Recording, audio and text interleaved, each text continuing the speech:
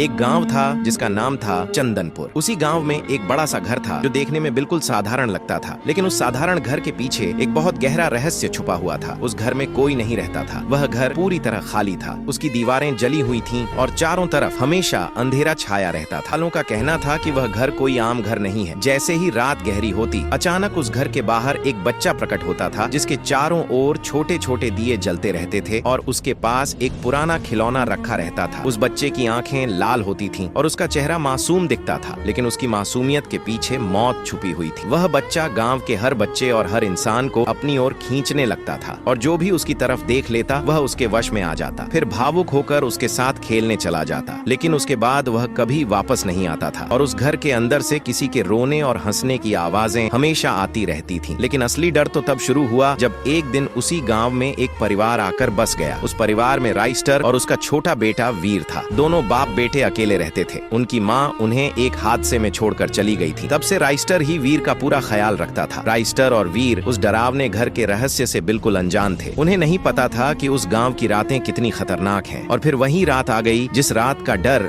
गांव वालों को हर दिन सताता था। एक दिन राइस्टर का बेटा वीर घर में खेल रहा था और राइस्टर अपने ऑफिस का काम कर रहा था। वीर नीचे खेल रहा था और समय आधी रात के 12 बज चुके थे। तभी वीर को एक आवाज सुनाई दी, भैया मुझे भी खिला लो। वीर ने इधर उधर देखा, लेकिन वहाँ कोई नहीं था। तभी फिर वही आवाज आई, भैया बाहर आओ, मेरे साथ खेलो। वीर तुरंत दौड़ता हुआ गेट के पास गया और वही हुआ जिसका डर था। वही लाल आंखों वाला बच्चा वीर को आवाज दे रहा था। उसकी आवाज सुनते ही वीर जैसे खो गया हो। वीर ने मासूमियत से कहा, चलो हम दोनों खेलते हैं। और वीर धीरे धीरे उसकी ओर खींचता चला गया। लेकिन तभी अचानक छोटे छोटे दिए उनके चारों तरफ फैल गए और देखते ही देखते दोनों वहाँ से गायब हो गए। उनके गायब होते ही चांद लाल हो गया और चारों तरफ अजीब सी हवा चलने लगी। और तभी चारों दिशाओं से वीर की आवाज आने लगी, पापा पापा बचाओ। ये सुनते ही राइस्टर नीचे भागा, लेकिन वहाँ कुछ नहीं था। न वीर था, न वह लाल आंखों वाला बच्चा। बस गेट के सामने कुछ जले हुए दियों के निशान थे और हवा में वीर की चीखें गूंज रही थीं। अब राइस्टर समझ चुका था कि यह कोई साधारण बात नहीं थी, यह किसी शाप की शुरुआत थी। अब आगे क्या होगा? क्या राइस्टर अपने बेटे वीर को बचा पाएगा या वह भी उस शाप का हिस्सा बन जाएगा? अगर आप पार्ट 2 चाहते हैं तो जरूर बताइए, क्योंकि आगे की कहानी और भी ज्यादा खतरनाक होने वाली है।